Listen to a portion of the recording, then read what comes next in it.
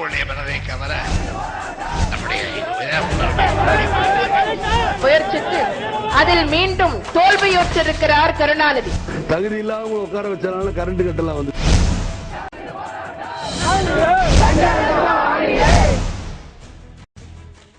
வணக்கம் நேரிலே, இது சொல்கர் சோலார் இண்டஸ்ட்ரீஸ் லிமிடெட் வழங்கும் சத்தியம் சாத்தியம் நிகழ்ச்சி. இந்த நிகழ்ச்சி மூலமாக மீண்டும் உங்களை சந்திப்பதில் மிக்க நான் செந்தில். நேரிலே, மக்கள் சார்ந்த பல்வேறு பிரச்சனைகளை இந்த அரங்கத்திலே நாம் தினமும் விவாதித்துக் கொண்டிருக்கின்றோம், உங்களின் குரலையும் இணைத்து கொண்டு. அந்த வகையிலே இன்றைக்கு நாம் விவாதிக்க இருக்கக்கூடிய விவகாரம் 22 ஆண்டுகளுக்கு முன் தமிழகத்தில் நடந்தேறிய ஒரு கொலையை பற்றியது. இந்தியாவினுடைய மறைந்த பிரதமர் ராஜீவ்காந்தி இந்தியாவிற்கு தேர்தல் பிரச்சாரத்திற்காக நம்முடைய தமிழகத்திற்கு வந்தபொழுது 1991 மே 21 சென்னை அருகே ஸ்ரீபெரும்புதூரில் மனித வெடிகுண்டால் கொல்லப்பட்ட சம்பவத்தை தொடர்ந்து பல்வேறு திருப்பங்கள், பல்வேறு பரபரப்புகள், வழக்குகள் என்று நீண்டு கொண்டே சென்ற அந்த ராஜீவ் கொலை வழக்கு விவகாரத்தில் அவ்வப்பொழுது சர்ச்சைகளும் கொஞ்சம் கூட பஞ்சமில்லாமல் வந்து கொண்டே இருந்தன. அந்த வகையிலே சமீபத்தில் வந்திருக்கக்கூடிய மற்றும் ஒரு சர்ச்சை ராஜீவ் கொலை வழக்கு தொடர்பான சர்ச்சை. ராஜீவ் கொலை வழக்கில் விசாரணை அதிகாரியாக செயல்பட்ட சிபிஐயின் தலைமை அதிகாரியாக இருந்த ரஹோத்தமன் சில முக்கிய வீடியோ ஆதாரங்கள் மறைக்கப்பட்டு விட்டன, இந்த கொலை வழக்கு தொடர்பான முக்கிய வீடியோ ஆதாரங்கள் மறைக்கப்பட்டு விட்டன என்று தெரிவித்திருக்கக்கூடிய கருத்து மிகப்பெரிய ஒரு சர்ச்சையையும் பரபரப்பையும் ஏற்படுத்தியிருக்கின்றது. ராஜீவ் கொலை வழக்கில் உண்மை குற்றவாளிகள் யார், மறைக்கப்பட்டிருக்கக்கூடிய உண்மைகள் என்ன என்பதை பற்றி பல்வேறு தரப்பிலிருந்தும் நிறைய புத்தகங்கள் வெளியிடப்பட்டிருக்கின்றன. நிறைய கருத்து வேறுபாடுகளோடு இன்றைக்கு அது குறித்து விவாதிக்கப்பட்டு கொண்டிருந்தாலும் கூட இன்றைக்கு அந்த வழக்கை விசாரித்த ஒரு சிபிஐ அதிகாரி தெரிவித்திருக்கக்கூடிய இந்த கருத்து இன்றைக்கு மேலும் ராஜீவ் கொலை பற்றிய பல்வேறு கேள்விகளையும் சந்தேகங்களையும் நமக்கு ஏற்படுத்தியிருக்கின்றது. இந்த தளத்தில் நின்று இது தொடர்பாக நாம் இன்றைக்கு விவாதிக்க இருக்கின்றோம். இது தொடர்பாக நம்மத்தில் தங்களுடைய கருத்துக்களை பதிவு செய்வதற்காக திருச்சி வேலுச்சாமி அவர்கள் வந்திருக்கின்றார். தொடர்ந்து ராஜீவ்காந்தியினுடைய கொலைக்கு பின்னால் என்ன நடந்திருக்கின்றது என்பதை பற்றி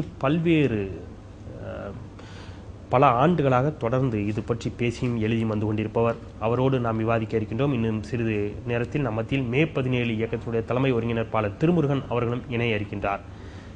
இவர்களோடு இணைந்து இந்த விவாதத்திற்குள் செல்லலாம். அதற்கு முன்பாக இதை பற்றிய ஒரு காட்சி வடிவிலான செய்தி தொகுப்பு ஒன்று நம்ம மத்தியில் இருக்கின்றது. அந்த செய்தி தொகுப்பை பார்த்துவிட்டு வாதத்திற்குள் செல்லலாம்.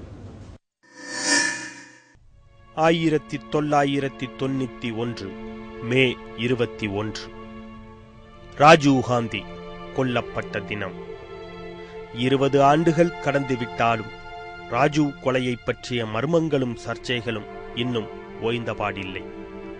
இந்த வழக்கில் குற்றம் சாட்டப்பட்ட 26 பேருக்கும் தடா நீதிமன்றம் அளித்த மரண தண்டனை தீர்ப்பால் ஏற்பட்ட பரபரப்புகள், உச்சநீதிமன்ற மேல்முறையீட்டு விசாரணையில் 4 பேருக்கு மட்டுமே மரண தண்டனை என்று குறைந்து பின் அதிலும் நளினியின் தூக்கு தண்டனை ஆயுள் தண்டனையாக குறைக்கப்பட்டது.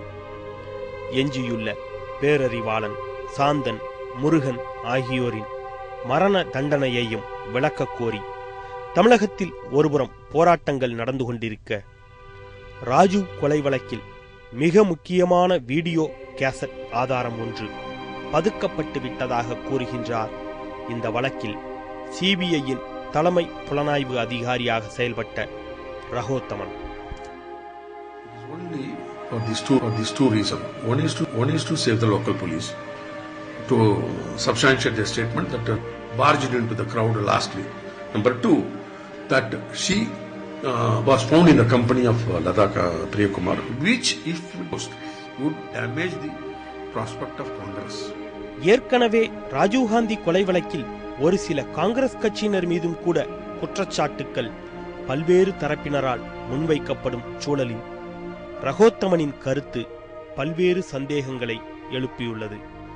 ராஜீவ்காந்தி கொல்லப்பட்ட ஸ்ரீபெரும்புதூர் தேர்தல் பிரச்சார கூட்டம் தமிழ்நாடு காங்கிரஸ் கமிட்டியின் நிகழ்ச்சி நிரலில் இல்லையா? ராஜீவ்காந்தியின் பாதுகாப்பு அதிகாரி OP சாகர் சென்னைக்கு வரவில்லையா?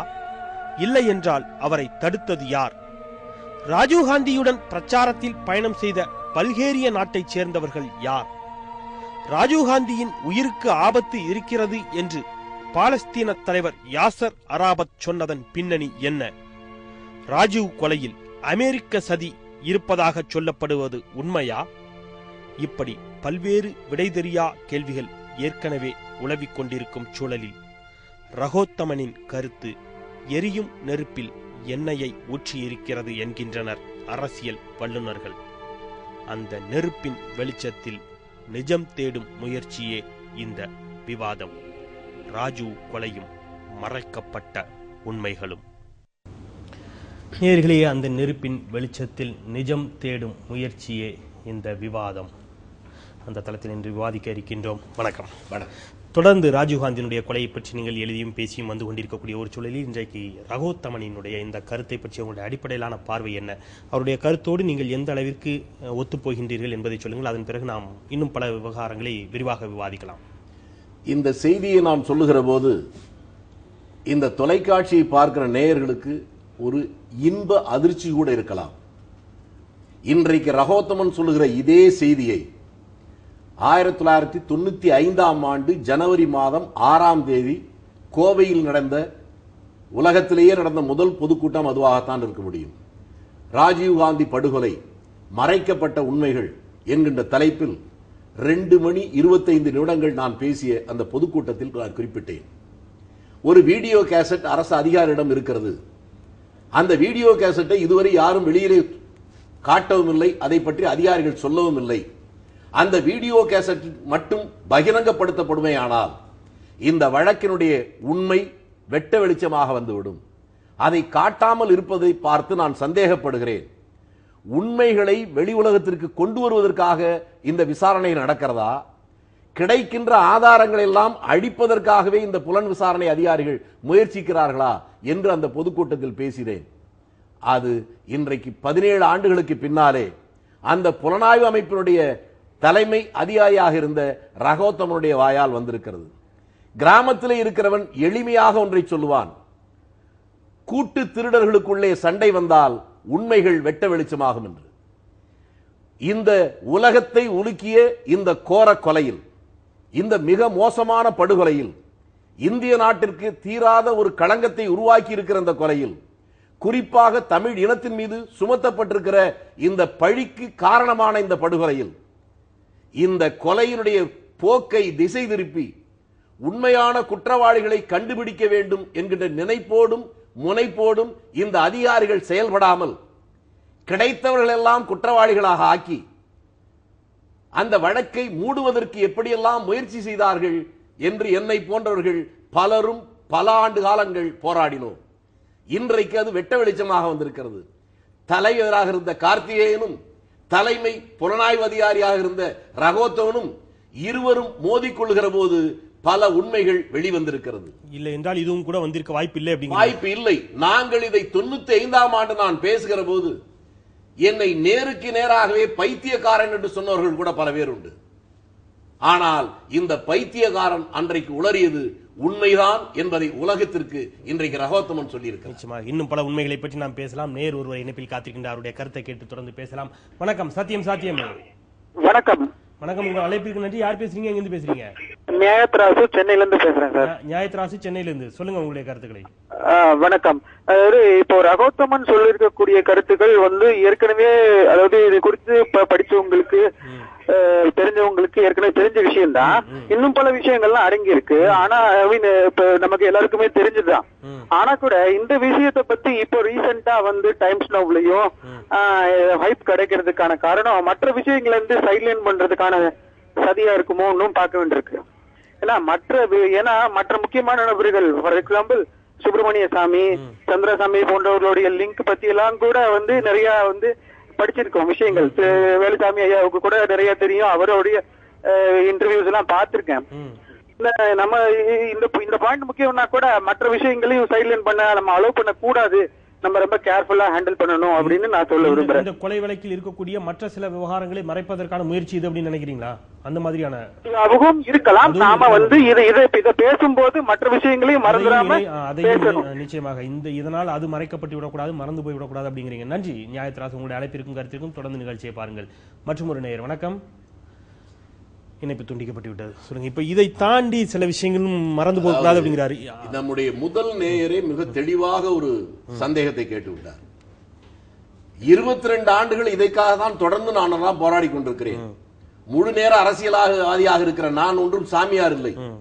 ஒரு பஞ்சாயத்து போர்டு உறுப்பினர் பதவியை கூட பார்க்காமல் 45 ஆண்டு காலங்கள் முழுமையான அரசியல் இருந்தாலும் கூட இந்த கொலை வழக்கில் உண்மை குற்றவாளிகளை கண்டுபிடிக்க வேண்டியதற்கு அடிப்படையில் ஒரு 3 கடமைகள் எனக்கு இருப்பதாக உணர்ந்ததுதான் காரணம்.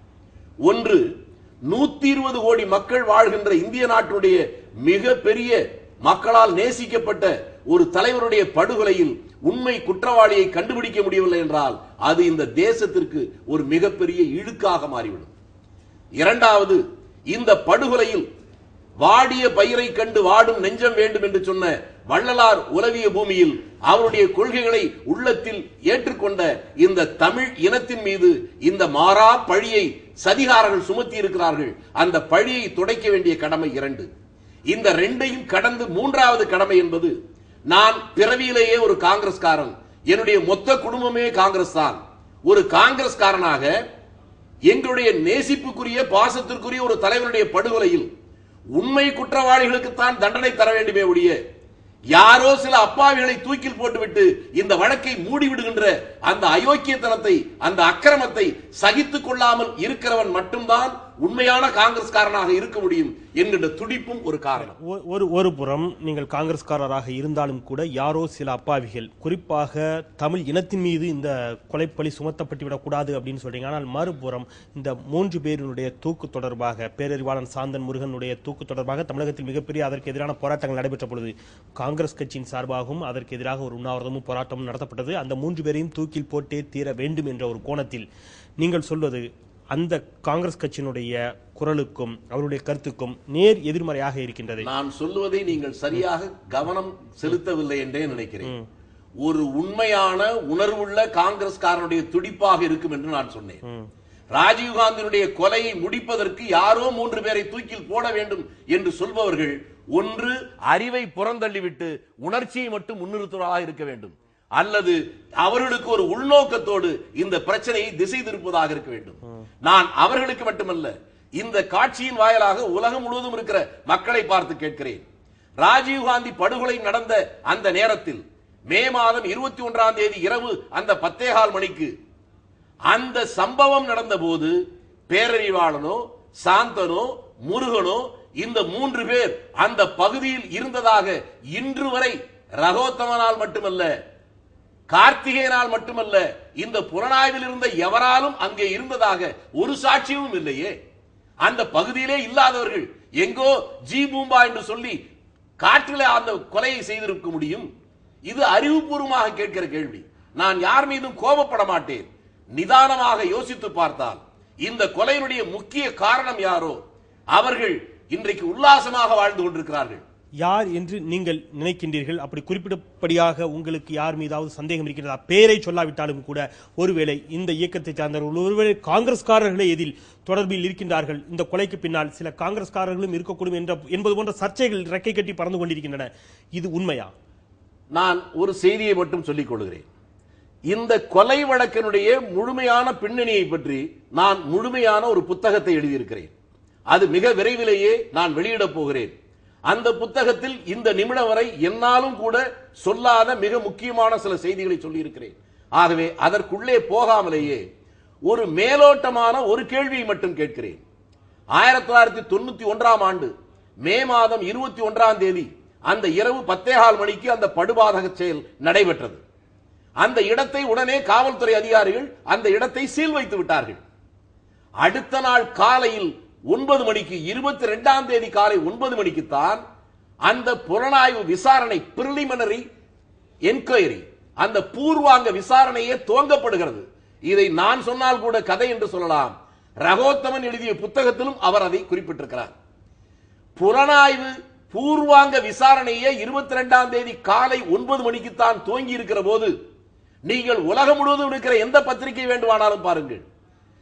22ஆம் தேதி காலை 5 மணிக்கெல்லாம் வந்த பத்திரிகைகளில் இந்த படுகொலையை பற்றி பக்கம் பக்கமாக செய்தியை போட்டு கடைசியாக வால் செய்தியாக ஒன்றை போட்டிருக்கிறார்கள். அத்துணை பத்திரிகைகளும் இருக்கிறது. ராஜீவ் காந்தியை விடுதலை புலிகள் தான் கொன்றார்கள் என்று மத்திய சட்ட அமைச்சர் சுப்பிரமணிய சாமி சொன்னார் என்கின்ற செய்தி இருக்கிறது. பூர்வாங்க புலன் விசாரணையே துவங்காத நிலையில் இந்த செய்தியை இரவு 11 மணிக்கு சொல்லியிருந்தால்தான் காலை பத்திரிகைகள் வந்திருக்க முடியும். 22ஆம் தேதி காலை 9 மணிக்கு தான் விசாரணையை துவங்குகிற போது 21ஆம் தேதி இரவு 11 மணிக்கு 11:30 மணிக்கு புலிகள் தான் கொன்றார்கள் என்று இந்த செய்தியை சுப்பிரமணிய சாமி பகிரங்கமாக சொல்லி அத்தனை பத்திரிகைகளும் வந்ததே. அதை கவனத்திலே வைத்துக் கொண்டு இந்த நிமிடம் வரை கார்த்திகேயனும் ரகோத்தனும் மட்டுமல்ல, அதற்கு பின்னாலே இருக்கக்கூடிய MDMA பல்முனை நோக்கு புலனாய்வு குழு 13 ஆண்டு காலங்களாக விசாரித்துக் கொண்டிருக்கிறதே, அந்த சுப்பிரமணிய சாமியை இன்று வரை அழைத்து விசாரித்திருக்கிறார்களா என்பது உணர்ச்சியுள்ள சொரணையுள்ள ஒரு இந்திய நாட்டுடைய குடிமகனா நான் கேட்கிறேன். நிச்சயமாக தொடர்ந்து பேசலாம். இன்னும் பல பேருடைய பல அதிர்ச்சி தரும் தகவல்கள் உங்களிடமிருந்து வெளியில் வரும் அப்படின்னு நினைக்கிறேன். நேர் ஒருவர் காத்திருக்கின்ற அவர்கிட்ட கேட்டு வர்றேன். வணக்கம். சத்தியம் சாத்தியமே. வணக்கம் ஐயா. வணக்கம். உங்க அழைப்பிற்கு நன்றி. யார் பேசுறீங்க? எங்கிருந்து பேசுறீங்க? நான் கரூர்ல இருந்து பேசுறேன். மோகன்தாஸ் சொல்லிட்டு பேசுறேங்க. மோகன்தாஸ், கரூர்ல இருந்து. உங்க அழைப்பிற்கு நன்றி. உங்க கருத்துக்களை சொல்லுங்க. என்னுடைய கருத்து என்ன கேட்டீங்கன்னா, இப்ப நம்ம முழுமையா குற்றச்சாட்டப்பட்டு பல பேர் வந்து இன்னைக்கு சிறையில் இருக்காங்க. இந்த சூழ்நிலையில வந்து பாத்தீங்கன்னா இப்ப இன்னைக்கு புது தகவல் தான் வெளியே வருது. ஏற்கனவே வந்து பல குற்றச்சாட்டப்பட்டு சந்திராசாமி, சுப்பிரமணிய சாமி எல்லாம் இது மாதிரி சொல்லிருக்காங்க. இந்த மாதிரி வந்து அவங்க மேல சந்தேகம் இருக்கு. அவங்க எல்லாம் விசாரணை பண்ணாம இப்படி ஒருத்தர் வந்து இப்ப நிறைய பேர் வந்து குற்றவாளி ஆக்கப்பட்டு உள்ளதிருக்காங்க. இது எப்படிங்க நாளைக்கு வந்து ஒரு குற்றச்சாட்டப்பட்ட உண்மையான குற்றவாளி கண்டறியும் பொழுது குற்றச்சாட்டப்பட்டு உள்ள இருக்கவங்களுக்கு நீதி கிடைக்குமாயா? நிச்சயமாக அதை குறித்து தான் நாமும் விவாதித்துக் கொண்டிருக்கின்றோம். இதில் உண்மை குற்றவாளிகள் யார் என்பதை பற்றி விசாரிக்க வேண்டிய கடமையும் அந்த பொறுப்பும், இன்னும் சொல்லப்போனால் அந்த அதிகாரமும் அரசிற்கு மட்டுமே இருக்கின்றது. உங்களுடைய அழைப்பிற்கும் கருத்திற்கும் நன்றி. தொடர்ந்து நிகழ்ச்சியை பாருங்கள். சுப்பிரமணிய சாமி சட்ட அமைச்சராக இருந்து ஒரு சந்தேகத்தின் அடிப்படையில் ஒருவேளை அப்படி செய்திருக்கலாம் என்ற ஒரு கருத்தை வெளியிட்டிருந்தால் அதை மட்டுமே வைத்து அவரையும் இதில் இணைத்து குற்றவாளி என்று சொல்வது அது மட்டுமே போதுமான ஆதாரமாக இருக்கும் நினைக்கிறீங்களா? இதை தாண்டி சுப்பிரமணிய சாமியை ஒரு சந்தேக பார்வையோடு நீங்கள் பார்க்கின்றீர்கள் என்று சொன்னால் அதற்கான அடிப்படையிலான வேறு வலுவான ஆதாரங்கள் என்ன இருக்குது? வேறு வலுவான ஆதாரங்கள் நூற்றுக்கணக்கில் என்னிடத்தில் இருந்தாலும் கூட நான் ஒரு நியாயமான கேள்வியை கேட்கிறேன். இந்த வழக்கை விசாரிப்பதற்காக சிபிஐயில் இருப்பதிலேயே மிகச்சிறந்த கெட்டிக்காரன் என்று கார்த்திகேயன் தலைமையிலே ஸ்பெஷல் இன்வெஸ்டிகேஷன் குரூப் சிறப்பு புலனாய்வு குழுவை போட்டார்கள். பல ஆயிரக்கணக்கான பேர்களை நாங்கள் விசாரித்தோம் என்று சொல்லுகிறார்கள்.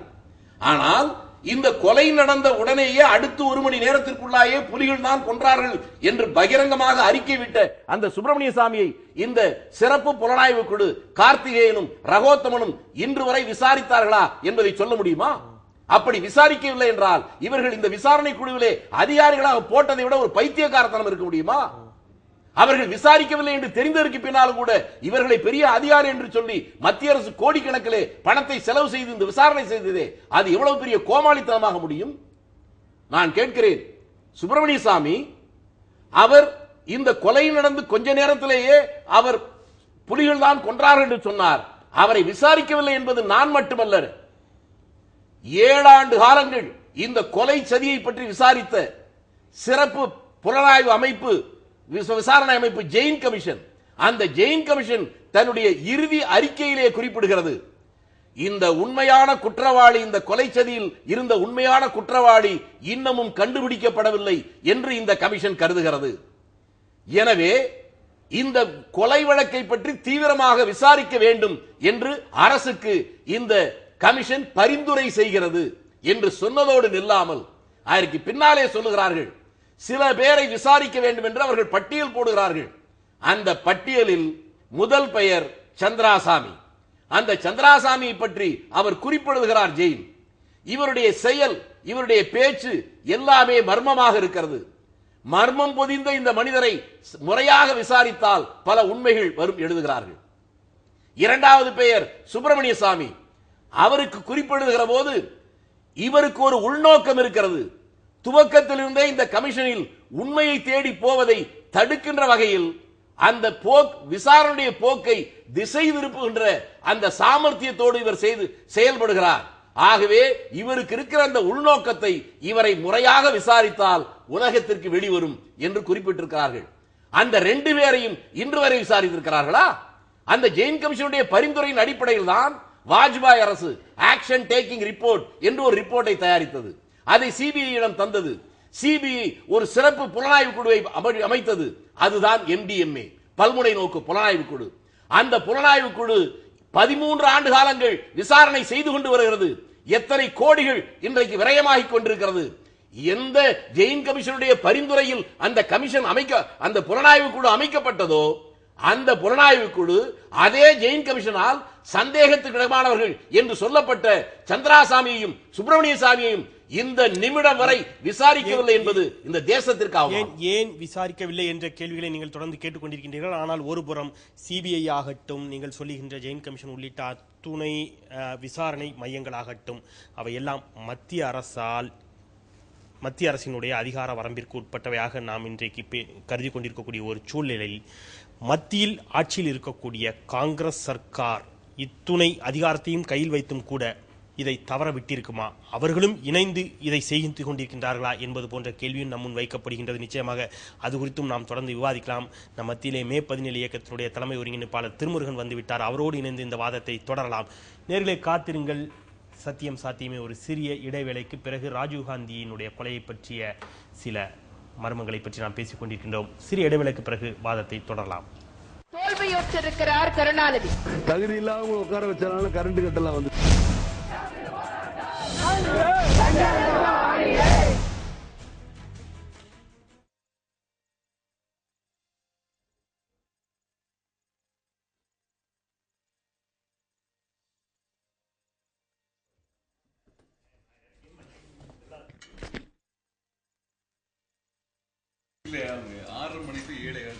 நான் 7:40 பார்த்த உடனே நினைச்சேன் வச்சு. சரி சரி தெரியாது.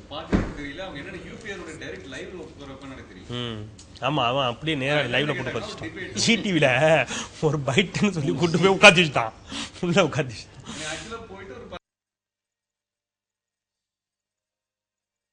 அதை கரெக்டாக வந்துடுவார். ஒருவேளை ரெக்கார்ட் பண்ணி லைவ்ல போடுறாங்களோ அப்படின்ட்டு ஃபோன் அடிச்சு பார்ப்போம். எனக்கு அது அவங்க எதுவுமே அப்படி லைவ்னு எதுவுமே சொல்லலை. அவங்க கூப்பிட்டது 15 நிமிஷம் கூப்பிட்டு அப்படித்தான் சொல்றதுக்கு செய்யறதுக்கு வித்தியாசம்.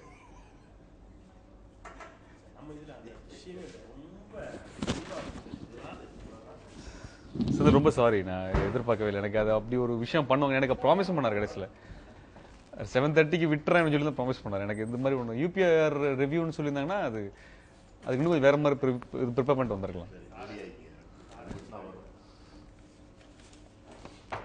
ரொம்ப காரசாரமா போயிட்டு இருக்கு. ரொம்ப தெளிவா கேக்குதா? ஹலோ ஹலோ லைட்டா கேக்குது. ஹலோ ரொம்ப லைட்டா கேக்குது. ரொம்ப ஃபீபிளா தான் இருக்கு. ரொம்ப இதுவா இல்லை.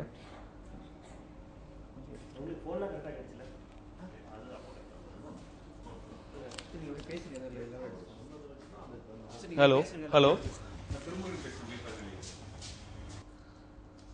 லைன்ல இருக்காரா? சரி பண்ணு முடிச்சோன்னு எடுத்துடலாம்.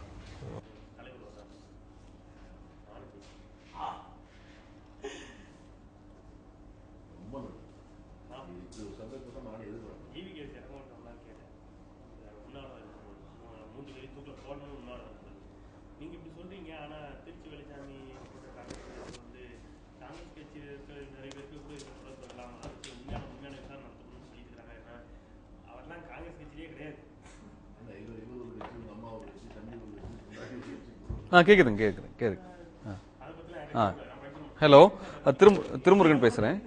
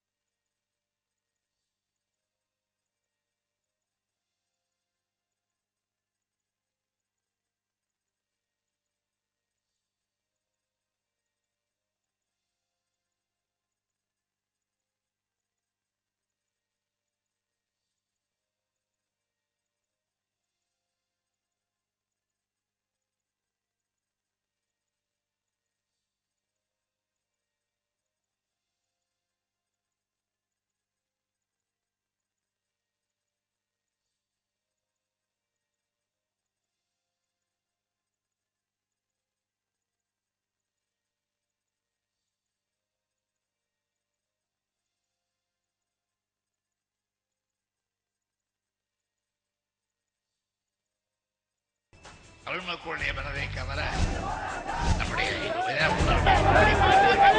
முயற்சித்து அதில் மீண்டும் தோல்வியுற்றிருக்கிறார் கருணாநிதி. தகுதி இல்லாம உட்கார வச்சனால கரண்ட் கட்டெல்லாம் வந்து.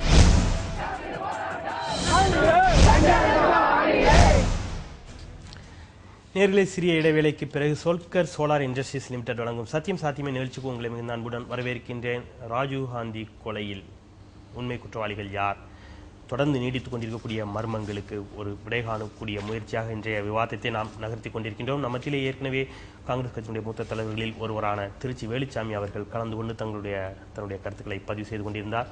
இடைவேளைக்கு பின்பு நம்மத்திலே மே 17 இயக்கத்தினுடைய தலைமை ஒருங்கிணைப்பாளர் திருமுருகனும் இணைந்திருக்கின்றார்.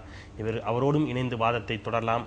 அதற்கு முன்பாக நம்மத்திலே தொலைபேசியின் மூலமாக இது தொடர்பாக தன்னுடைய கருத்துக்களை பதிவு செய்வதற்காக தமிழ்நாடு காங்கிரஸ் கட்சியினுடைய தலைவர் ஞான தேசிகன் இணைப்பில் காத்திருக்கின்றார். அவருடைய கருத்துக்களை கேட்கலாம். ஐயா வணக்கம். வணக்கம் ஐயா. இன்றைக்கு இந்த ரகோத்தமன் தெரிவித்திருக்கக்கூடிய கருத்து ஒரு மிகப்பெரிய சர்ச்சையை ஏற்படுத்தியிருக்கின்றது. ராஜீவ் கொலை வழக்கில் முக்கிய வீடியோ ஆதாரம் ஒன்று மறைக்கப்பட்டு விட்டதாக, அதுவும் குறிப்பாக நாராயணன் மீது அவர் குற்றம் சாட்டியிருக்கின்றார். நாராயணன் இன்றைக்கு மேற்கு வங்கத்தினுடைய ஆளுநராக இருக்கின்ற பட்சத்தில் ரகோத்தமனுடைய இந்த குற்றச்சாட்டு பற்றி உங்களுடைய பார்வை என்னையா? ஆதாரம் மறைக்கப்பட்டதாக நீங்கள் தவறது. ஆதாரம் மறைக்கப்படவில்லை. அந்த வீடியோ காட்சியில் கடைசியாக அந்த கொலையாளி யாரோட பேசிக் கொண்டிருந்த அந்த காட்சி மறைக்கப்பட்டிருக்கிறது என்கிற ரீதியில் அவர் சொல்லியிருக்கிறார். 21 ஆண்டு காலத்திற்கு பிறகு அந்த ஒரு குற்றச்சாட்டை அவர் சொல்லுகிறார். குற்றவாளிகள் யார் என்பதிலே அவருக்கு மாற்று கருத்து இல்லை. அவர் எழுதிய புத்தகத்தை தமிழிலே வந்திருக்கிறது. ஏற்கனவே பல ஆண்டுகளுக்கு முன்பு தமிழிலே வந்திருக்கிறது. அவர் குற்றவாளிகள் யார் என்பதிலே அவருக்கு மாற்று கருத்து இல்லை. அது அந்த குற்றவாளியை எப்படி கண்டுபிடித்தோம் என்பதை அவர் படிப்படியாக அவர் சொல்லிக் கொண்டு போகிறார் தமிழ் எழுதிய புத்தகத்தில். சில தமிழகத்தில் இருக்கிற சில பேரை விசாரிக்க மறுத்துவிட்டார் கார்த்திகேயன் என்பது அவருடைய குற்றச்சாட்டு தமிழில். அதே போல இன்றைக்கு கடைசியாக குற்றவாளி யார் என்பதிலே அவருக்கு எந்த விதமான மாறுபட்ட கருத்தும் இல்லை. கடைசியாக அந்த கொலையாளியோடு பேசிக் கொண்டிருந்தவர் யார் என்பது அந்த இடத்திலே மறைக்கப்பட்டிருக்கிறது என்கிற ரீதியில் தான் அவருடைய புத்தகத்தில், ஆங்கில புத்தகத்தில் இருப்பதாக நான் அறிகிறேன். நான் அந்த புத்தகத்தை படிக்கவில்லை, ஆனால் அப்படித்தான் அன்றைக்கு தொலைக்காட்சியிலே அவர் சொன்னார். ஏற்கனவே இது தொடர்பாக மரகதம் சந்திரசேகர் உட்பட பல்வேறு தரப்பினரின் மீதும் ஒரு சர்ச்சையான கருத்துக்கள் வந்து கொண்டிருந்த ஒரு சூழலில் ரகோத்தமன் இதை பதிவு செய்திருக்கின்றார். இதை தாண்டி நம்மத்திலே திருச்சி வேலுச்சாமி அவர்கள் அதாவது மரியாதைக்குரிய மறைந்த மரகதம் சந்திரசேகர் அவர்களை இந்த சர்ச்சையில் இருக்க வேண்டாம். மரகதம் சந்திரசேகரை பொறுத்த மட்டில் அந்த குடும்பத்திற்கு அந்த ஏற்கனவே எழுதியிருக்கிற புத்தகத்தில் சொல்லி இருக்கிறார். அவர் தேர்தலில் நிற்கிற போது இந்த குழு அவர்களை அணுகி அந்த தேர்தல் ரீதியாக சில உதவிகளை செய்ததாகவும் அதன் காரணமாகத்தான் அவர்கள் அங்கே உள்ளே நிற்பதற்கான சூழ்நிலை உருவாகியது என்பதுதான் அவருடைய புத்தகத்தில் எழுதியிருக்கிறாரே தவிர இதிலே மரகதம் சந்திரசேகருக்கோ அவர் குடும்பத்திற்கோ இந்த கொலையிலே சம்பந்தம் இருப்பதாக எந்த குற்றச்சாட்டும் அவர் புத்தகத்தில் சொல்லவில்லை. மே 21 இரவு நடந்த கொலை தொடர்பாக விசாரணை 22ஆம் தேதி காலை 9 மணிக்கு தான் தொடங்குகின்றது. ஆனால் அன்றைக்கு காலை வந்த பத்திரிகைகள், நாளிதழ்கள் அனைத்திலும் விடுதலை புலிகள் தான் இந்த கொலையை செய்தார்கள் என்று சட்ட அமைச்சர் விடுதலை புலிகள் தான் இந்த கொலையை செய்தார்கள் என்பதிலே ரகோத்மனுக்கும் எந்த விதமான மாறுபட்டு அந்த புத்தகத்தை படித்து பாருங்கள். என்னுடைய கேள்வியை நான் முடிச்சிடறேன். இந்த என்று சுப்பிரமணிய சாமி சொன்னது எந்த விதத்தில் சரியாகும் அப்படின்னு திருச்சி வேலுச்சாமி இங்க ஒரு கேள்வியை வைத்திருக்கின்றார். அதற்கான பதில உங்ககிட்ட கேட்கிறேன். நான் தான் பதில் தான் சொல்றேன் சார். அவர் கேட்கிற கேள்விக்கு பதிலே நான் சொல்லிடுறேன். அவருடைய ரகோத்மன் புத்தகத்தில் யார் கொலை செய்தது என்பதிலே அவருக்கு மாற்று கருத்து இல்லை. தயவு செய்து அந்த புத்தகத்தை படித்து பார்த்துவிட்டு விவாதத்தை நடத்துங்கள். அவருடைய புத்தகத்தில் யார் கொலையாளி என்பதும், எப்படி அவர் நளினியை பிடித்தார் என்பதும், அதன் தொடர்பாக என்னென்ன வந்தது என்பதும் அந்த புத்தகத்தில் தமிழில் விவரமாக சொல்லியிருக்கிறார். அதில் அவர் மாற்று கருத்து இல்லை. ஆகவே குற்றவாளிகளை நீங்கள் குற்றவாளிகள் இல்லை என்கிற ரீதியில் நீங்கள் இணைப்பில் காத்திருங்கள். ஒரு நிமிஷம். வேலுச்சாமி உங்களிடம் கருத்துக்கு மாறுபடுகிறார், சொல்லுங்க. நீங்க நன்றிங்க. நன்றி நன்றி நன்றி. உங்களுடைய கருத்துக்களுக்கு நன்றி. முடிந்த வாய்ப்பு இருந்தால் தொடர்ந்து நிகழ்ச்சியை பாருங்கள். ஒரு ஜனநாயக ரீதியிலான ஒரு விவாதத்தை நிகழ்த்த வேண்டும் என்ற விருப்பத்தோடு தான் உங்களையும் தொலைபேசி மூலமாக தொடர்பு கொண்டோம்.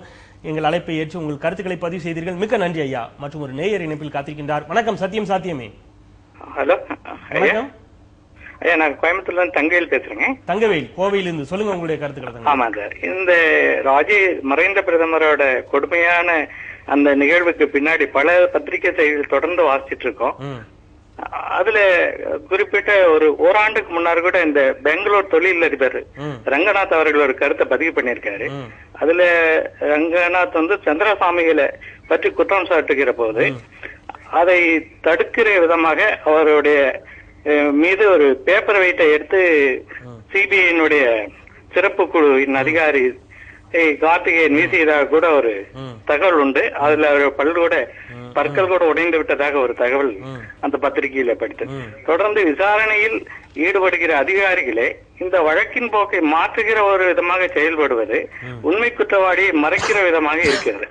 மேலும் இதை பற்றி சுப்பிரமணிய சாமி அவர்கள் கூட ஒரு புத்தகம் ஒன்றை எழுதியுள்ளார். தமிழிலே சுதாங்கன் அவர்கள் மொழிபெயர்ப்பில் கூட வந்திருக்கிறது.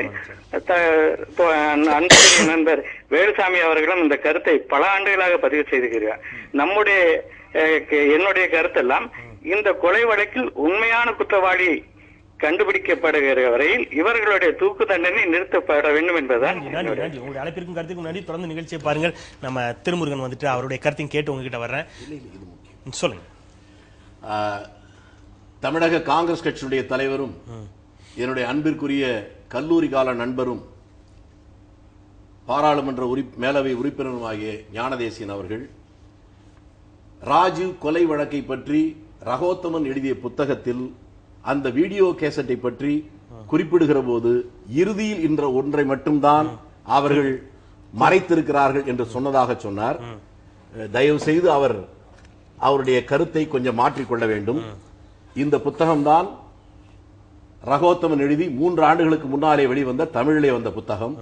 இதிலே 206வது பக்கத்தில் 2வது பாராவில் அவர் ரகோத்தமன் எழுதுகிறார், ஐபியின் தலைவராக இருந்த MK நாராயணன் மே 22 அன்று கேபினட் செக்ரட்டரிக்கு ஒரு கடிதத்தை அனுப்பினார். அக்கடிதத்தில் MK நாராயணன், எங்களுக்கு ஒரு வீடியோ கேசட் கிடைத்திருக்கிறது. ஸ்ரீபெரும்புதூர் சம்பவம் நிகழ்ந்த அன்று எடுக்கப்பட்ட அந்த வீடியோ கேசட்டை நாங்கள் ஆராய்ந்து கொண்டிருக்கிறோம். விரைவில் அது பற்றிய தகவல்களை அளிக்கிறோம் என்று குறிப்பிட்டிருக்கிறார். ஆனால் வர்மா கமிஷன் விசாரணைகள் முடிகிற வரை, சிபிஐயின் புலை விசாரணைகள் முழுவதுமே முடிகிற வரை அப்படி எந்த ஒரு வீடியோ கேசட்டையும் ஐபி வெளியிடவே இல்லை என்று 206வது பக்கத்திலே ரகோத்தமன் குறிப்பிட்டிருக்கிறார் என்பதை தலைவர் அவர்களுக்கு நான் மட்டுமல்ல உங்கள் கருத்திற்கு குறிப்பிடுவதற்கு முடியும். ரகோத்தமன் நம்மத்தில் தொலைபேசி மூலமாக இணைப்பில் காத்திருக்கின்ற அவருடைய கருத்தையும் பதிவு செய்யலாம். ஐயா வணக்கம். வணக்கம் ஐயா, இன்றைக்கு நீங்கள் தெரிவித்திருக்கக்கூடிய ஒரு கருத்து மிகப்பெரிய ஒரு சர்ச்சையையும் பரபரப்பையும் ஏற்படுத்தியிருக்கக்கூடிய ஒரு சூழலில் அது தொடர்பான ஒரு விவாதத்தை நாம் நகர்த்தி கொண்டிருக்கின்றோம். ரகோத்தமன் அந்த புத்தகத்தில் அந்த வீடியோ ஆதாரத்தின் ஒரு பகுதி, இறுதி பகுதி மட்டும் அளிக்கப்பட்டு விட்டதாகத்தான் சொல்லியிருக்கின்றார். ஆனால் குற்றவாளிகள் இவர்கள்தான், அதில் எந்த மாற்றமும் இல்லை என்பதில் அவரும் தெளிவாக இருக்கிறார் அப்படின்னு ஞானதேசிகன் சொல்லியிருக்கின்றார். அவருடைய கருத்தோட நீங்க ஒத்து போறீங்களா? எனக்கு புரியல நீங்க சொல்றது. அவர் என்ன சொன்னாரு? அதாவது குற்றவாளிகள் யார் என்பதில் ரகோத்தமன் எந்த இடத்திலும் மாறுபடவில்லை. இப்பொழுது ஏற்கனவே குற்றவாளிகள் என்று குற்றம் சாட்டப்பட்டவர்கள் தான் இந்த கொலையில் தொடர்புடையவர்கள் என்பதில் அவரும் உறுதியாக இருக்கிறார் அப்படின்னு ஞானதேசிகன் சொல்லி இருக்கிறாரு. ஆமா, அது கரெக்ட்.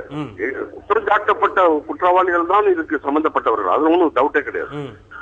அதுல ஒன்னும் டவுட், அது எந்த விதமான டவுட் இல்லை. இப்ப என்ன நீங்க இந்த வீடியோ காஸ்ட்ல இருந்திருக்கும் அப்படின்னு நான் என்ன யோசிக்கிறேன்னா, என்னுடைய விசாரணையில குமரப்பள்ளின்னு ஒரு ஆவடி காங்கிரஸ் லேடி வந்து எனக்கு இன்வெஸ்டிகேஷன் அப்ப அவதான் எனக்கு சுபாவும் நளினி ஐடென்டிஃபை பண்ணவ. ஹரிபாபு போட்டோல இருந்து எங்களுக்கு முதல் போட்டோல தான் நாங்க கான்சென்ட்ரேட் பண்ணிட்டு இருந்தோம். அவதான் வந்து இல்ல சார், தனுவும் சிவராசனும் அந்த ஹரிபாபு இன்னும் 2 பொண்ணோட பேசிட்டு இருக்கிறாங்க அப்படின்ன பிறகு 2வது போட்டோலதான் அந்த சுபாவை ஐடென்டிஃபை பண்ணா. சோ அது ஃபர்ஸ்ட் வந்து சொன்னது கரெக்டா இருந்தது. நாங்க அது 2வது என்ன சொன்னாங்கன்னா, அவன் வந்து சார் 8:30 மணி வாக்குல லதா பிரியகுமார் ஸ்டேஷனுக்கு இது வந்தாங்க, அந்த பிஃபோர் ராஜீவ்காந்தி அரைவல். அப்ப வந்தப்ப தனுவும் லதா கண்ணனும் போய் பேசிருந்தாங்க சார் அப்படின்னா. புரியுதுங்களா? அப்ப பேசிட்டு இருக்கும்போது அந்த வீடியோகிராபர் வந்து லதா பிரியகுமார் எங்கேஜ் பண்ண வீடியோ நேச்சுரலா அந்த ஸ்லீப் வீடியோ புட்டேஜ் எடுத்திருப்பான். அந்த வீடியோ புட்டேஜ்ல என்ன இருக்கும்னா, இந்த தனுவும் லதா கண்ணனும் அவங்க கிட்ட கூட இருக்கிறது போட்டோல இருக்கும், வீடியோல இருக்கும். இந்த வீடியோ அந்த டைம்ல வெளியே ஆயிருந்ததுன்னா அது காங்கிரஸ் மதன சந்திரசேகர் ஃபேமிலியும் கண்ணை விட்டு தான் நீங்க எல்லாம் பேசுவீங்க. மீடியா நியூஸ் பேப்பர் எல்லா மக்களும் எல்லாம் பேசுவீங்க. ஆகையாலதான் அந்த வீடியோவை மறைக்க வேண்டிய நிலைமை வந்துருக்குது. ரெண்டாவது வந்து போலீஸ்காரங்க என்ன பண்ணிட்டு இருந்தாங்கன்னா, அந்த தனு வந்து அந்த ஸ்டரியல் ஜோன்ல 2.5 மணி நேரம் இல்லவே இல்ல, லாஸ்ட் மினிட்ல ஜம்ப் பண்ணி ஓடி வந்துட்டா அப்படின்னு சொன்னாங்க. அது டிஸ்ப்ரூவ் ஆயிடும். ஏன்னா 8:30 மணிக்கு அவ வந்து லதா பிரிக்குமார பார்த்தாலும்னா அவளுடைய ஆளுன்னு தெரிஞ்சிருக்கும். மூணாவது வந்து காங்கிரஸ் வந்து ஜூன்ல எலெக்ஷன் நடந்துட்டு இருக்கு, நடக்க போகுது 2வது ஃபேஸ்ல. இது வந்து அப்ப வெளியே வந்து விட்டோம்னா புரியலீங்க.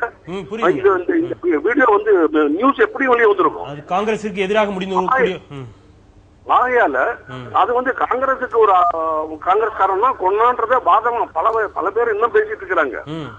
காங்கிரஸ்காரன் தான் மெயினா கொண்டுட்டாங்க ராஜீவ் காந்தி என்னுடைய அந்த ஒரு வாக்குவாதத்துக்கு. இது அடிப்படையா ஒரு எவிடன்ஸ் கிடைச்சிருக்கும்.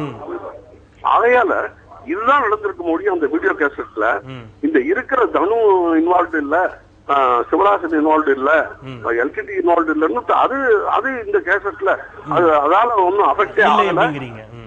ஆமா, அதுக்கு இதுக்கு சம்பந்தமே கிடையாது. ஆனா ஒரே ஒரு என்னன்னா, தனு எப்படி அங்க இருந்தா, எப்படி அந்த மீட்டிங்க்கு போனா, எப்படி மாலை போடுறதுக்கு அனுமதித்தாங்க, இந்த கொஸ்டினை நீங்க விசாரணை பண்ணும்போது தான் இது யாரு பர்மிஷன் கொடுத்தாங்க, நிச்சயமாக யாரு இன்னும் பர்மிஷன் கொடுத்தாங்க, அதுதான் முக்கியம். நிச்சயமாக பர்மிஷன் கொடுத்தவங்களுக்கு வந்து அவன் கொலை பண்ண போறோம்னு தெரிஞ்சுதான் பர்மிஷன் கொடுத்துருக்கவே மாட்டாங்க. அந்த மரகதம்மா ஏன்னா மரகதம்மா என்ன எதுக்கு என்ன சொல்றேன்னா, அவன் இந்திரா காந்தியினுடைய ஃபேமிலியில க்ளோஸ்னஸ்னாலதான் தமிழ்நாடு பாலிடிக்ஸ், தமிழ்நாட்டினுடைய பிரசிடென்ட், தமிழ்நாடு பொலிட்டிக்கல் பர்சனாலிட்டிஸ் அவங்க மதிக்க மாட்டாங்க. அவங்க மாட்டுக்கும் அவங்க she will conduct her own party. புரியுதுங்களா? இவளுடைய கான்ஸ்டிடியூன்சியே மார்கரெட் அல்வா இன்க்ளூட் பண்ணல பிகினிங்ல டூர் ப்ரோக்ராம்ல. ராஜீவ் காந்தி நேரத்தில் தான் இணைக்கப்பட்டது. இன்க்ளூட் ஆன்டி கான்ஸ்டிடியூன்சி இவர்தான் எழுதுது. அந்த டாக்குமெண்ட்டை நாங்க கலெக்ட் பண்ணி கோர்ட்ல போட்டிருக்கோம். அப்பேற்பட்ட ஒரு தொடர்பு வச்சிருந்த பொம்பளை ஒரு மரண செஞ்ச ஃபேமிலி யாருமே அவளை காமிச்சு அவனை கொள்றதுக்கு வந்து கொடுத்துருக்க மாட்டாங்க. நிச்சயமாக இருந்தாலும் கூட அது அவர்களுக்கு தெரியாமல் கூட ஏற்பட்டிருக்கக்கூடிய வாய்ப்பு இருக்குது அப்படிங்கிறீங்க. நன்றி ஐயா, உங்களுடைய மத்தியில் எங்களுடைய அழைப்பை ஏற்றி உங்களுடைய கருத்துக்களை எங்களோடு பகிர்ந்து கொண்டீர்கள். மிக்க நன்றி. சொல்லுங்க திரு, இப்போ இந்த அடிப்படையிலான இதுவரை சென்ற விவாதத்தை பற்றிய இந்த ரகோத்தமனினுடைய கருத்தை பற்றி உங்களுடைய அடிப்படையிலான பார்வை என்ன? அதாவது என்னன்னா செந்தில், முதல்ல வந்து ஒரு தலைவரை கொலை பண்ணிருக்கிறாங்கன்னா சதியில் யாரெல்லாம் ஈடுபட்டிருக்காங்கிற பத்தி முழு விவரங்கள் வேணும். கொலை செய்தவர்கள் இவர்கள் தான் உறுதியாக சொல்றாரு. ஆனால் ஆதாரங்கள் முழுமையா வந்து சேரலன்னு சொல்றாரு, சரியான நேரத்துல வரலன்னு சொல்றாரு, மறைக்கப்பட்ட ஆதாரம் மிக முக்கியமான ஆதாரம் சொல்றாரு. அதனால அதுக்கப்புறம் வந்து அவங்க வந்தவங்க காங்கிரஸ்காரங்களுடைய இருக்காங்க சொல்றாங்க. இதனால காங்கிரஸ்காரர்களுக்கு பெரிய பாதிப்பு பெரிய கதைகள்லாம் பின்னாடி போகுது. ஆனால் விசாரணையில அனைத்து ஆதாரங்களும் இணைத்து தொகுத்து பார்க்கப்பட்டால் தான் யார் குற்றத்திற்கு பின் புலமா இருந்தவங்கன்றதா வரும். அதாவது தனுவுக்கு தனிப்பட்ட ஒரு இதனால பண்ணிருக்கிறாங்க அப்படிங்கறது அல்ல இங்க பிரச்சனை. யார் இதை திட்டமிட்டார்கள் என்பதுதான் பிரச்சனை. இதுல முக்கியமான விஷயம் என்னன்னா, சரியான நபர்கள் கண்டுபிடிக்கவில்லை என்றால் நிரபராதிகள் தூக்கு தண்டனைக்கு அனுப்பப்பட்டிருக்கிறாங்க அப்படிங்கறதா வாதம். அப்படின்றது ஒண்ணு வச்சிட்டோம்னா குற்றவாளிகள் இன்னும் உயிரோடு இருக்கிறார்கள் அர்த்தம். அப்ப இந்த தேசம் என்பது இன்னும் பாதுகாப்பின்மையில் தான் இருக்கிறது என்பதுதான் உண்மை. நீங்கள் குற்றவாளியை தப்ப விட்டு விட்டீர்கள் என்றால் என்ன அர்த்தம் என்றால் குற்றவாளிகள் இன்னும் சுதந்திரமாக இயங்கிக் கொண்டிருக்கிறார் என்பதுதான் அர்த்தம். ஆனால் அப்படித்தான் பாக்குறது நீ பார்க்க முடியறது. அதாவது என்னன்னா, மொத்தமாகவே இவர்கள் என்ன சொல்றாங்க அப்படின்னா, எங்களுக்கு முழுமையான ஆதாரம் கிடைக்கலன்னு சொல்றாங்க. மீதி எல்லாத்தையும் அவங்க உறுதிப்படுத்துறாங்க. புலிகள் செய்தார்கள், அவர்கள் செய்தார்கள், இவர்கள் செய்தார்கள் சொல்றாங்க. இது எல்லாம் அவர்கள் சொந்தமான கருத்தாக வைக்கும் பொழுது அவர்கள் செய்யவில்லை என்பதும் சொந்தமான கருத்தாக வைக்கவும் முடியும். அதற்கான இடம் தான் அங்க இருக்கிறது என்றார். அது மட்டுமல்லாமல் இப்ப எம்.கே. நாராயணனை குறிப்பிட்டு அவர் சொல்கிறார். இப்ப எம்.கே. நாராயணன் பற்றி புரிந்து கொள்ள வேண்டும் என்றால், இதுக்கு முன்பு அந்த ஐயா சொல்லியிருக்கிறாங்க, அவர் என்ன வர்மா கமிஷன் என்ன சொல்லியிருக்கிறாங்க, இவர் ரகோத்தமன் என்ன சொல்லியிருக்காங்க பதிவு செஞ்சிருக்கிறாங்க. இது மட்டுமல்ல, 1990 கடைசியில பாத்தீங்கன்னா, அதாவது RAW சொல்லக்கூடிய இந்தியாவினுடைய வெளிநாட்டில் உளவு பார்க்கக்கூடிய நிறுவனத்தினுடைய தலைவர் அமெரிக்காவிற்கு இந்தியாவினுடைய உளவு தகவல்களை அனுப்புறாரு. அமெரிக்காவை காட்டி கொடுக்கிறார். அவர் வந்து டெல்லியிலிருந்து நேபாளத்திற்கு சென்று நேபாளத்தில் அமெரிக்காவை தப்பி செல்றார். இவர் இப்படி முக்கியமான நபர், இந்த நாட்டை காட்டி கொடுத்த நபர், தப்பி செல்வதற்கு யார் உதவி செய்தார்களோ அவரை வேலையில் வைத்திருக்கிறார். இவர் யாருன்னா எம்.கே. நாராயணன். அது மட்டுமல்ல, அதே நபர் குமார் நினைக்கிறேன், அவர் பேர் டிரைவர், அவர் தான் காப்பாத்திருக்கிறார். அவரை இல்ல அதாவது அமெரிக்காவிற்கான இந்திய தூதரகத்தில் மிக முக்கியமான பொறுப்பிலும் சென்று போய் சேர்த்து வைக்கிறார். அப்ப எம்.கே. நாராயணன் யார் என்பதுதான் மிக முக்கியமான கேள்வி. இப்படிப்பட்ட ஒரு இந்தியாவையே காட்டிக் கொடுத்த நபரை விட்டுவிடக்கூடிய ஒரு நபர், இரண்டாவது அவர் தப்பிச் செல்வதற்கு உதவிய நபர், இவர் ரெண்டையுமே அவர் பண்ணல. இது மட்டுமல்ல, தமிழீழத்தில் நடந்த இனப்படுகொலையில எம்.கே. நாராயணனுடைய பங்கு என்பது மிக முக்கியமான சர்ச்சைக்குரிய பங்காத்தான் இன்று வரை விவாதிக்கப்பட்டுக் கொண்டிருக்கிறது. மிக முக்கியமான உலகின் மிக முக்கியமான பத்திரிகையாளர் ஒருவரான சுப்பிரமணியம் என்ன எழுதியிருக்கிறார் அப்படின்னா, அங்கே முள்வேலி முகாம் என்பது உருவாக்கப்பட்டதனுடைய அந்த திட்டமே எம்.கே. நாராயணன் மூளையிலிருந்து உருவானதுதான். அது தமிழர்களின் மீதான அவர் தனிப்பட்ட விரோதத்தின் மூலமாக செய்கிறார் என்று அவர் இப்பொழுது கட்டுரை எழுதுகிறார். அதுக்கு இதற்கு பதில் எல்லாம் எழுதப்படாது. இது எல்லாமே ஒன்றோடு ஒன்று தொடர்புடையது. தமிழர் மீது இவ்வளவு விரோத மனப்பான்மை கொண்டவர், ஒரு இனப்படுகொலையில் பங்கெடுக்கக்கூடியவர், இந்தியாவை காட்டிக் கொடுப்பவரை காப்பாற்றுகிறவர், உண்மையாக சொல்ல போனால் வெளிநாட்டு சக்திகளுடனும் தனது சுய விருப்ப லாபத்தின் அடிப்படையில் இயங்கி இருப்பார் என்பதான அடிப்படையாகத்தான் நான் பார்க்க முடிகிறது. இப்போ இதை தாண்டி வெளிச்சாமி இவர் ரகோத்தமன் பேசுகின்ற பொழுது ஆதாரம் இதுவாகத்தான் இருக்கும் என்று நான் எதிர்பார்க்கின்றேன், எல்லாம் சரி, ஆனால் சந்திரசேகருக்கும் அதற்கும் தொடர்பு கிடையாது என்ற வாதம் என்பது எந்த அளவிற்கு ஏற்றுக்கொள்ளக்கூடியதாக இருக்கும் நினைக்கிறீங்க? அதாவது முதலில் நண்பர் ரகோத்தமன் சொன்ன ஒரு கருத்தை வன்மையாக இந்த நேரத்தில் நான் மறுக்கிறேன்.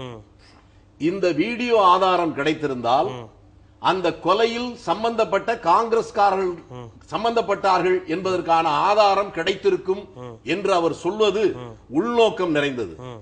காங்கிரஸ்காரனாக இருக்கிற எவனும் காங்கிரஸ் கட்சியினுடைய உயிர் மூச்சாக இருக்கக்கூடிய நேரு குடும்பத்தின் குலக்கொழுந்து ராஜீவ்காந்தியை கொலை செய்வதற்கு எந்த ஒரு உண்மையான காங்கிரஸ்காரனும் முயன்றிருக்க மாட்டார். இந்த தலைமை புலனாய்வு அதிகாரியுடைய சிந்தனை எந்த லட்சணத்தில் போய் கொண்டிருக்கிறது என்பதற்கு இப்பொழுது அவர் பேசியதே ஒரு சாட்சி. அவர் இந்த வீடியோ கேசட்டை நான் பார்க்கவில்லை என்று சொல்லிவிட்டார். முதலிலே சொன்ன நம்முடைய மாநில தலைவர் சொன்னதை இவர் இப்பொழுதே மறுத்து விட்டார். அதை தாண்டி இன்னொரு விஷயத்தை இப்பொழுது நான் சொல்ல போகிறேன். அதுவும் நானாக சொல்லவில்லை. என் கையிலே இருக்கிற இந்த புத்தகம் கம்யூனிஸ்ட் கட்சியினுடைய மாநில பொதுச் செயலாளர் தா பாண்டியன் எழுதிய ராஜீவ்காந்தியின் கடைசி மணித்துளிகள். அதிலே அவர் 109வது பக்கத்திலே ஒரு முக்கியமான செய்தியை குறிப்பிட்டிருக்கிறார்.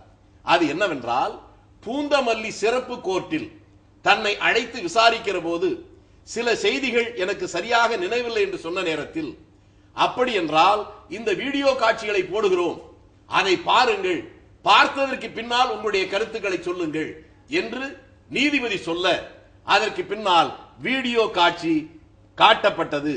அதை பற்றி அவர் சொல்லுகிறார் 109வது பக்கத்திலே, தொலைக்காட்சி திரையில் ராஜீவ்காந்தி விமான நிலையத்தில் வந்து இறங்கியது தொடங்கி குண்டு வெடிப்பது வரை எடுக்கப்பட்ட வீடியோ படம் போடப்பட்டது.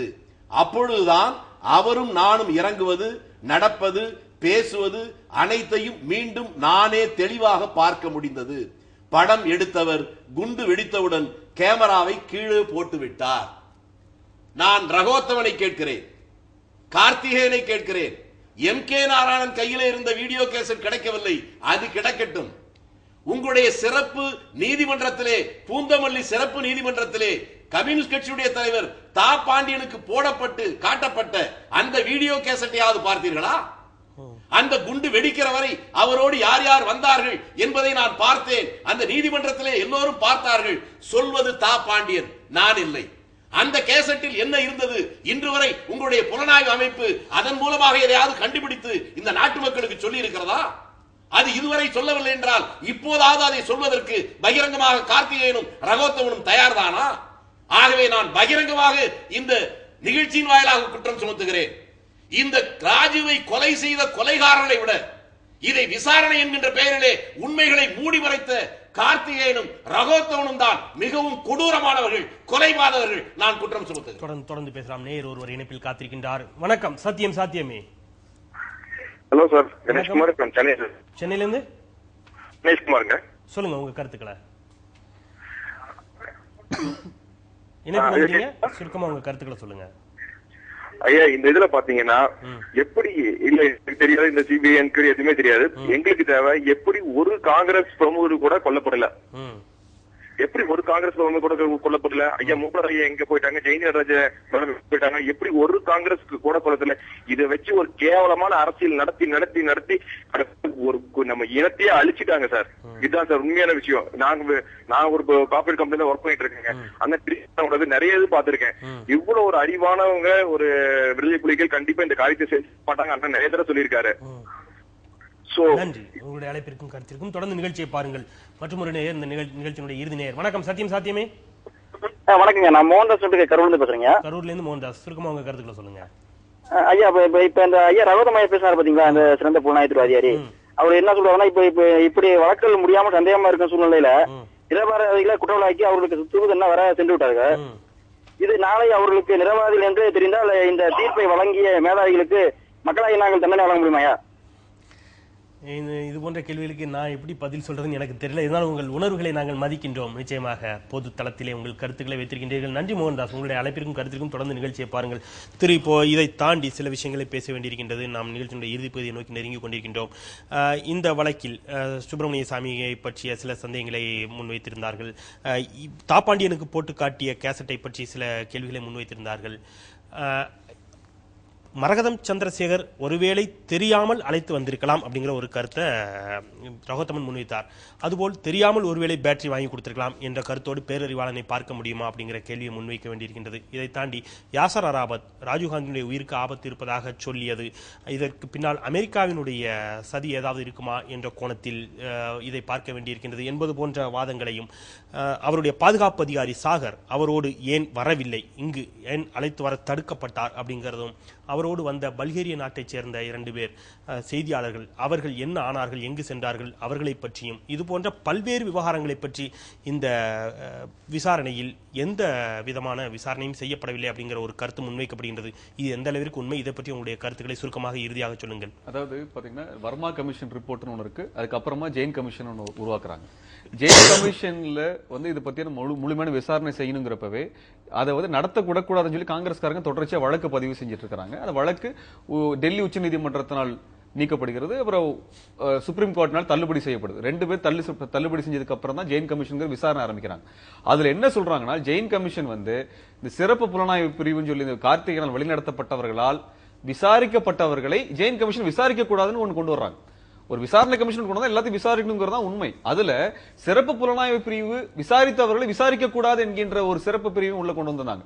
அது மட்டுமல்ல, ஜெயின் கமிஷன்ல பல்வேறு கேள்விகளை அவங்க எழுப்பியிருக்கிறாங்க. எம்.கே. நாராயணன் எழுப்பப்பட்ட கேள்விகள் மிக முக்கியமான கேள்வி என்னன்னா, தேர்தல் அறிவிக்கப்பட்ட உடனே ராஜீவ்காந்தியோட பாதுகாப்பை பற்றி ஒரு கூட்டம், சிறப்பு கூட்டம் நடைபெற்றது அதிகாரிகளால். அதை எம்.கே. நாராயணன் அட்டன் பண்ணியிருக்கிறார், போய் உட்கார்ந்து இருக்கிறார். அதுல ஏற்படுத்தப்பட்ட எந்த முடிவுகளையும் எம்.கே. நாராயணன் கடைபிடிக்கவில்லை என்றுதான் குற்றச்சாட்டு இருந்தது. ஆனால் அப்படி ஒரு கூட்டத்திலேயே தான் பங்கெடுக்கவில்லை என்று எம்.கே. நாராயணன் சொல்லியிருந்தார். அது எழுத்துப்பூர்வமா தர மறுக்கிறார். அதுவும் இல்லாமல் காட்சிகளை தர மறுத்தது. இது எல்லாமே மிக முக்கியமான கேள்வி. ஆனால் சிறப்பு புலனாய்வு பிரிவு, கார்த்திகேயனால் வழிநடத்தப்பட்ட சிறப்பு புலனாய்வு பிரிவு அல்ல ரகோத்தமனால் பேசப்படக்கூடிய புலனாய்வுகளை பாத்தீங்கன்னா முக்கியமான ஆதாரங்களை பத்தி கவலைப்படல, ஆனால் சில முன்முடிவுகளை வச்சிருக்காங்க, இவங்க தான் செஞ்சாங்கன்னு சொல்லி. ஐயா எல்லாம் ரொம்ப தெளிவா சுப்பிரமணிய சாமியினுடைய பங்களிப்பை பத்தி சொல்லியிருக்காங்க. இதுல பாத்தீங்கன்னா யாரெல்லாம் குற்றச்சாட்டப்பட்டிருக்காங்க மொத்தமா நம்ம பார்த்தோம்னா, தமிழர்கள் நலன் சார்ந்து யாரெல்லாம் வேலை செய்த தமிழகத்தை சார்ந்தவர்கள், தமிழில் விடுதலைக்கு சாதரவு இருக்கிறவர்கள், இவர்கள் அனைவருமே குற்றவாளிகளாக குற்றம் சாட்டப்படுகிறார்கள், இவர்கள் விசாரிக்கப்படுகிறார்கள், இவர்கள் தண்டிக்கப்படுகிறார்கள். இதுக்குள்ளதான் மொத்த தமிழ் இனத்தை குற்றவாளிகளாக மாற்றுகிறார்கள் அப்படின்னு வச்சுட்டோம்னா, அந்த தியரிப்படி போயிட்டோம், அந்த கொள்கைப்படி போயிட்டோம் அப்படின்னா, இதற்கு முழுவதுமாக எதிர்நிலையில் இருக்கக்கூடிய, தமிழீழத்திற்கு எதிராக இருக்கக்கூடிய, தமிழர் நலனுக்கு எதிராக இருக்கக்கூடிய சுப்பிரமணிய சாமியும் எப்படி குற்றம் சாட்டப்பட்டவராக ஜெயின் கமிஷனர் கொண்டு வரப்படுகிறார் என்பது மிக முக்கியமான கேள்வி. அப்ப மொத்தமா தமிழர்கள் குற்றம் சாட்டப்பட்ட கொலை செய்தார்கள் என்ற ஒன்று வைக்கக்கூடிய நீங்கள், இதுக்கு சம்பந்தமே இல்லாத ஒருத்தர் சுப்பிரமணிய சாமி, சந்திராசாமி இந்த லிஸ்டுக்குள்ள எப்படி வர்றாருங்கிறது மிக முக்கியமான ஆராயப்பட வேண்டிய கேள்வி. ஆக தமிழர்களாக, தமிழர் நலனுக்காக வேலை செய்வ அனைவருமே குற்றவாளிகளாக மாற்றி குற்றம் சாட்டப்பட்ட மனநிலையில் கொண்டு வருவதற்கு ஏற்ற மாதிரி மனநிலையில் தான் சிறப்பு புலனாய்வு பிரிவு செயல்பட்டு வந்திருக்கு.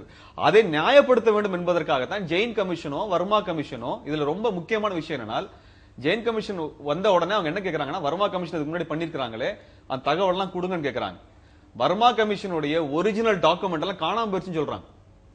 அது மட்டுமல்லாமல் சர்வதேச அளவில் விசாரணை செய்த அந்த டாக்குமெண்ட்டும் லண்டன்ல இருக்கக்கூடிய ஏர்போர்ட்ல தொலைஞ்சிட்டதா சொல்றாங்க. அதை பற்றி விசாரிக்கவில்லை. வர்மா கமிஷனோட ஒரிஜினல் டாக்குமெண்ட் தொலைஞ்சிருக்குன்னு சொல்லி இருக்காங்க. 1 வருஷம் தேடி இருக்கிறாங்க. ஜெயின் கமிஷன் வரக்கூடாது என்பதில் காங்கிரசினுடைய மூத்த தலைவர்கள் உறுதியாக இருக்கிறாங்க. அது மட்டுமல்ல, ஜெயின் கமிஷன் ரிப்போர்ட் வைக்கிற பொழுது அப்பொழுது இவங்களுடைய காங்கிரஸ் ஆதரவில் இருக்கக்கூடிய அந்த யுனைடெட் ஃப்ரண்ட் கவர்மெண்ட் இருந்தது, ஐக்கிய குஜராத்துடைய அரசாங்கம் கவிழ்க்கப்பட்டது. இதெல்லாமே நிகழ்ந்த ஒரு விஷயங்களாக தொகுத்து பார்க்க வேண்டியதா இந்த இதை பார்க்கணும். சர்வதேச அளவில் பாத்தீங்கன்னா இப்ப பாலஸ்தீனத்திலையும் இஸ்ரேலும் இருக்கக்கூடிய 2 பேர் மிக முக்கியமா எழுதியிருக்கிறாங்க. என்னன்னா, இந்தியாவினுடைய உளவு நிறுவனம், இலங்கையினுடைய உளவு நிறுவனங்கள் இணைந்து இஸ்ரேலினுடைய அவங்க வந்து இலங்கையில வந்து அவங்க பயிற்சி அளிக்கிறாங்கன்றது இருக்குது.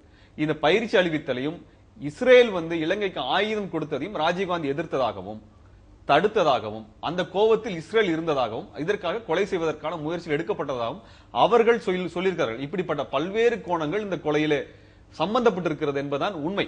இது மட்டுமல்லாமல் நீங்கள் பிரேமதாச அடுத்து நடந்த பிரேமதாச கொலையில் பாத்தீங்கன்னா இஸ்ரேல் சம்பந்தப்பட்டிருப்பதாக இலங்கையில் இருக்கக்கூடியவர்கள் சொல்கிறார்கள். இது எல்லாம் நீங்க தொகுத்து தான் ராஜீவ்காந்தி கொலையை பார்க்க வேண்டும். விரிவாக விவாதிக்கப்பட வேண்டிய, விரிவாக விசாரணை மிக முக்கியமான ஒரு விஷயம் இறுதியாக முடித்துக் கொள்ள விரும்புகிறேன். நேரம் கடந்து விட்டது. நாம் தொடர்ந்து எந்த ஒரு விவாதமுமே ஒரு புள்ளியில் முற்று பெறுவதில்லை.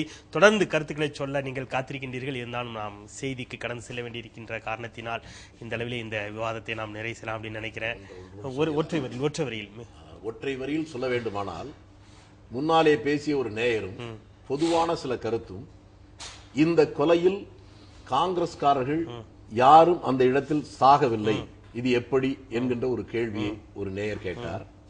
காங்கிரஸ் தொண்டர்கள் அதில் இறந்திருக்கிறார்கள் என்பது ஒரு மறுக்க முடியாத ஒரு உண்மை. தலைவர்கள் என்று சொன்னால் மறைந்த தலைவர் மூப்பனார் எப்போதுமே இப்படிப்பட்ட நிகழ்ச்சிகளில் தலைவர்களோடு வராமல் ஒதுங்கி இருப்பது அவருடைய இயல்பான குணம். அதை போலவே மறைந்த மரகதம் சந்திரசேகர் அவர்கள் தலைவர் ராஜீவ்காந்தியோடு வருகிற போது அந்த கூட்ட நெரிசலில் நீங்கள் சிக்கிக் கொள்ள வேண்டாம், வயதானவர், நீங்கள் மேடைக்கு போங்கள் என்று அவரை அனுப்பி வைத்ததே தலைவர் ராஜீவ்காந்தி. அதை போல ஜெயந்தி நடராஜன் அவர்கள் பெண்ணாக இருக்கிற காரணத்தால் அந்த நெரிசலான கூட்டத்திற்குள்ளே போக முடியாத ஒரு சூழ்நிலை வந்தது. ஆகவே இந்த கொலை வழக்கில் மிக மோசமாக பாதிக்கப்பட்ட பெங்களூர் ரங்கநாத் அவர் ஒரு முழுமையான பாரம்பரிய காங்கிரஸ் குடும்பத்தில் பிறந்தார். இதற்காக போராடுகின்ற நானும் காங்கிரஸ். நன்றி. இரண்டு பேருமே உங்கள் பல்வேறு பணிகளுக்கு மத்தியில் உங்கள் கருத்துக்களை உங்கள் தளங்களில் சிறப்பாகவே பதிவு செய்தீர்கள். மிக்க நன்றி. வணக்கம். நேர்களே, இன்றைய விவாதத்தை இந்த அளவிலே நிறைவு செய்யலாம். நேரமின்மையின் காரணமாக நாம் இந்த நிகழ்ச்சியை நிறைவு செய்ய வேண்டிய கட்டாயத்தில் இருக்கின்றோம்.